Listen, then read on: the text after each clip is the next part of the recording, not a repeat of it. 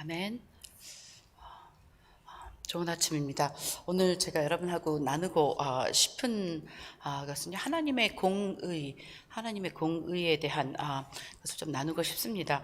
저희가 이제 성경책을 이제 읽다 보면은 걸리는 곳이 몇 군데가 있습니다. 저한테 걸리고 약간 이 안에서부터 화가 나는 데는 어디냐면은요, 사사기.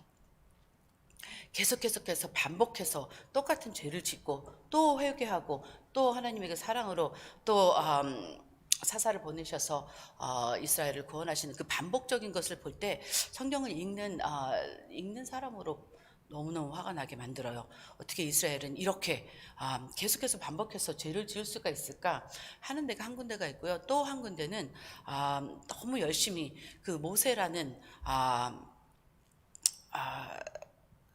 분이 태어나면서부터 하나님께서 구별하셔서 하나님의 일을 할 수 있도록 구별돼서 태어났고 또 입양아처럼 자기는 히브리인인데 애굽의 그 왕궁에서 자라면서 얼마나 자기가 깨달았을 때부터 마음고생을 했을까도 생각이 되고 또 가서 광야 생활을 하면서 또 하나님의 부르시고 또 하나님의 부르심에 순종하여서 자기는 정말 못합니다 했지만 하나님께 순종하여서 또 다시 이스라엘을 이끌고 애굽하는 모든 과정을 보면서 또 그러면서 계속해서 그 많은 하나님의 그 기적을 체험한 그 이스라엘 백성들이 또 컴플레인하고 차라리 나를 갖다가 애굽에서 죽이지 그랬냐 막 이러면서 할 때 그 이스라엘 백성들을 보면서 또 이 안에서부터 막 치밀어 오르는 그 약간의 그 화가 저한테 일어나는 걸 느꼈습니다. 지난주에 저희가 성경 읽는 그 스케줄상 저희가 민수기를 읽고 있었습니다. 민수기를 읽으면서 저는 그 대목만 되면 화가 나서 그 다음에 뭐가 일어나는지 잘 모를 지경으로 화를 내면서 이제 성경을 읽는데 어느 구절 한 구절에서 딱 화가 아니라 제가 너무 이거를 내가 왜 몰랐을까 하는 구절이 있었습니다. 그 구절을 고기를 같이 여러분들과 나누고 싶은데요. 제가 많은 묵상 가운데 생각한 거는 지금 이 제너레이션 우리가 굉장히 많이 힘들게 지나가는 제너레이션이잖아요. 우리가 생각도 못했던 그런 바이러스를 인하여서 세계가 다 함께 지금 너무 많은 사람들이 또 죽고 또 겁에 떨면서 두려움 가운데 사는 굉장히 힘드는 제너레이션이라고 하는데 저는 어떻게 보면 굉장히 많이 축복받은 제너레이션이라고 생각을 합니다.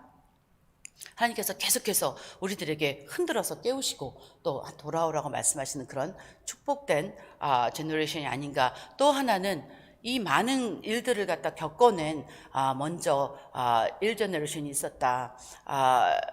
어리석게 보이지만 우리가 여기서 성경을 읽으면서 다 아는 스토리이기 때문에 너무너무 어리석은 저 사람들 그냥 믿기만 하면 하나님께서 다 책임져 주시는데 왜 저럴까 하는 샘플들이 우리한테는 있지 않습니까? 그래서 우리가 너무 생각하기 간단하면은 성경을 읽었으니 우리는 죄를 짓지 않을 수 있어 라고 얘기할 수 있는 그런 우리 세대가 아닌가 이런 생각이 들지만 그럼에도 불구하고 반복해서 죄 짓는 우리가 참 어리석은 것 같습니다. 제가 이스라엘을 보면서 속 터져 열받아 했던 것보다 더 이 제너레이션을 보면서 속 터져서 열받아 해야 되는 우리가 아닌가 싶습니다. 여러분들과 함께 나누고자 했던 그 말씀은 민수기 27장 12절에서 17절입니다. 그리고 제가 정말 가슴을 탁 쳤던 구절은 여러분들이 읽으시면서 한번 생각하시면서 읽었으면 좋겠습니다. 한 구절이 있습니다. 12절에서 17절까지 한 절씩 저와 여러분들이 교독하시겠습니다. 여호와께서 모세에게 이르시되 너는 이 아바림 산에 올라가서 내가 이스라엘 자손에게 준 땅을 바라보라.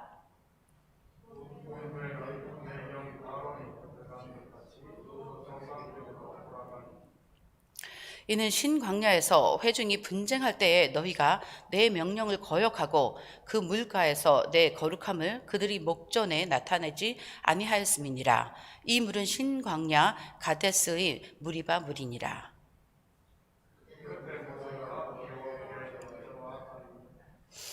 여호와 모든 육체의 생명의 하나님이시여 원하건대 한 사람을 이 회중 위에 세워서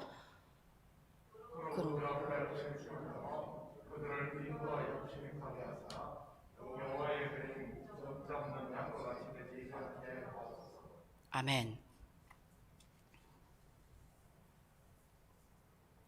제가 씩씩거리면서 읽으면서 그냥 지나갔던 구절이 있는데 이번에는 하나님께서 그 구절을 저한테 때려주셨어요. 여러분들이 읽으면서 함께 느끼셨을지 모르겠으나 제가 나중에 쉐어하기로 하겠습니다.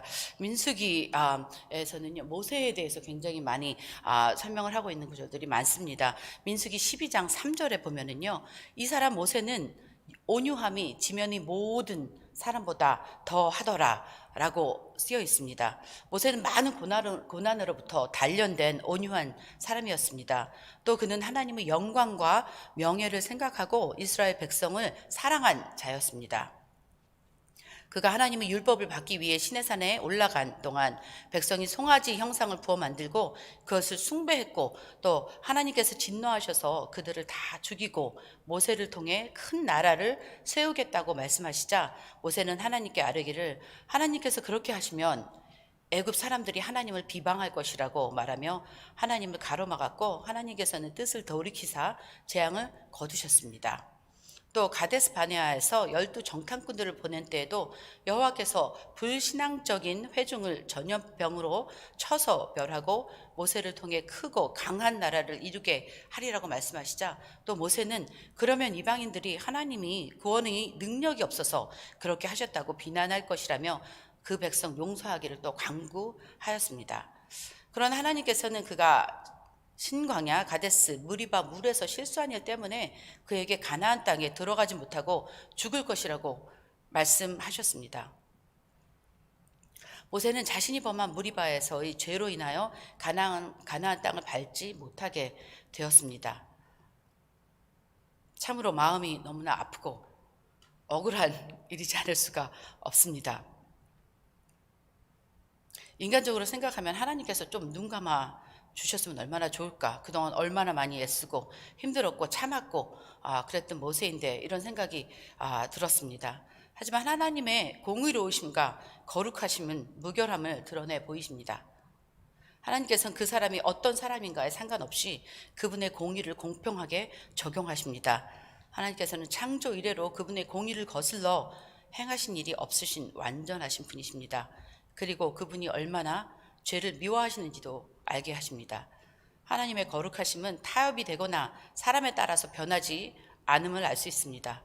그러므로 우리는 죄를 짓지 않을 수는 없지만 항상 죄와 멀리 하기에 또 힘써 노력하는 그런 거룩한 삶을 살도록 노력하는 우리가 되어야겠습니다. 15절에서 이렇게 이야기합니다. 그때 모세가 여호와께 여짜와 이르되, 이때는 어땠냐면은 하나님께서 모세야, 너는 그 약속된 땅에 들어갈 수 없어. 너는 그 죄로 인하여서 죽게 됐어. 라고 한 그때에 모세는 저 같으면은 하나님 바지 붙잡고 잡고 매달리겠습니다. 하나님, 저 그 땅 들어가 보고 싶습니다. 이렇게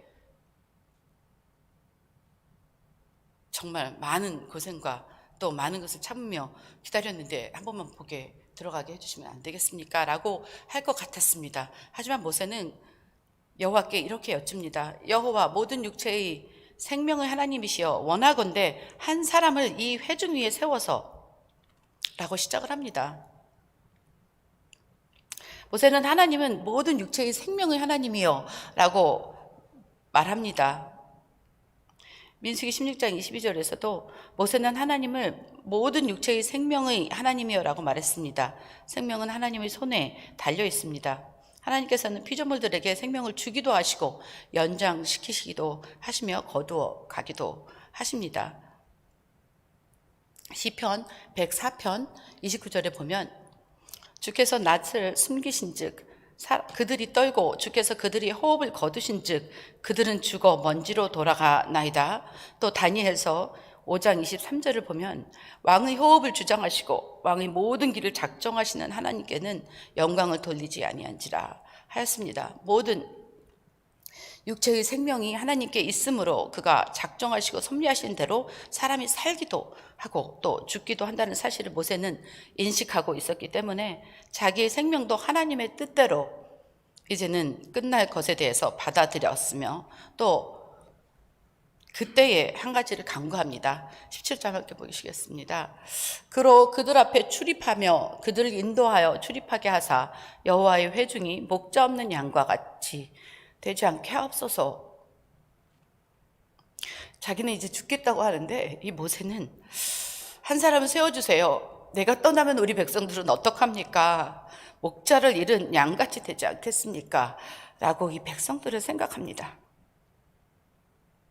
단지 한 사람을 이스라엘 회중 위에 세워서 그로 그들 앞에 출입하며 그들을 인도하여 그 백성을 목자 없는 양같이 되지 않게 하시기를 간구한 것입니다.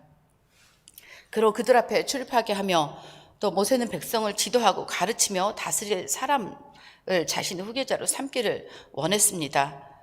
여기서 출입하다라는 말은 나가고 들어오다라는 뜻인데 곧 일상 업무의 활발한 수행을 일컫는 히브리인들의 관용적인 표현이었다고 합니다.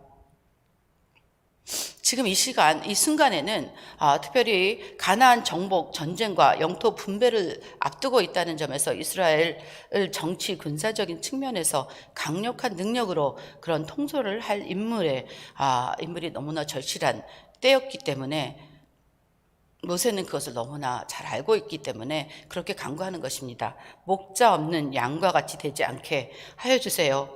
마태복음 9장 36절에 보면 이렇게 표현됩니다. 무리를 보시고 불쌍히 여기시니 이는 그들이 목자 없는 양과 같이 고생하며 기진함이라. 또 마가복음 6장 34절에도 예수께서 나오사 큰 무리를 보시고 그 목자 없는 양 같음으로 인하여 불쌍히 여기사 이에 여러 가지로 가르치시더라.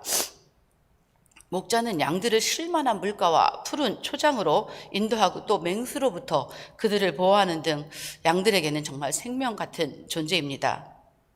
따라서 목자가 없는 양은 곧 죽은 목숨이나 마찬가지입니다.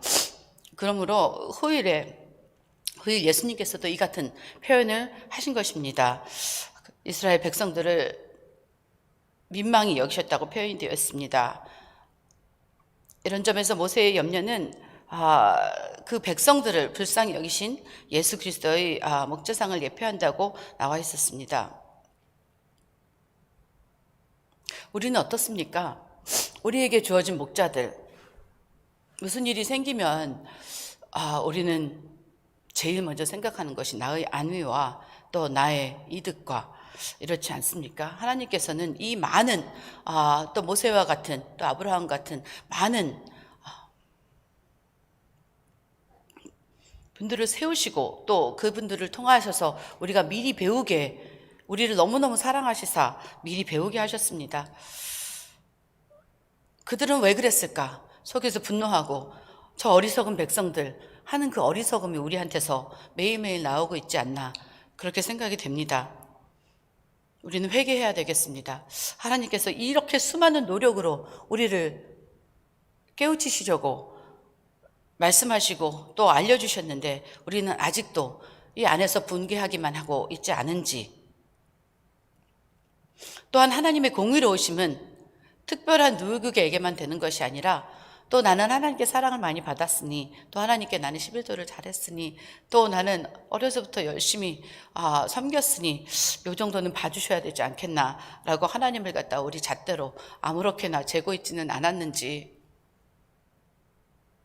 아니면 또 선한 거짓말이라는 그런 엑스큐즈 안에서 우리가 또 그렇게 하지는 않았는지 많이 살펴보시는 오늘 하루 되셨으면 좋겠습니다. 하나님의 공의로우심과 또 거룩하심을 닮은 성도로 나는 살고 있는지 오늘 하루 동안 묵상하시고 혹시 나는 나에게만 관대하지 않았는지 살펴보시면서 그런 부분들이 있다면 꼭 회개하시고 고쳐 나가시기를, 사랑하는 참교회 가족 여러분, 또 주님을 사랑하는 모든 여러분들, 그렇게 다짐하는 하루가 되시기를 주 예수 그리스도의 이름으로 부탁드리고 또 기도합니다. 함께 기도하시겠습니다.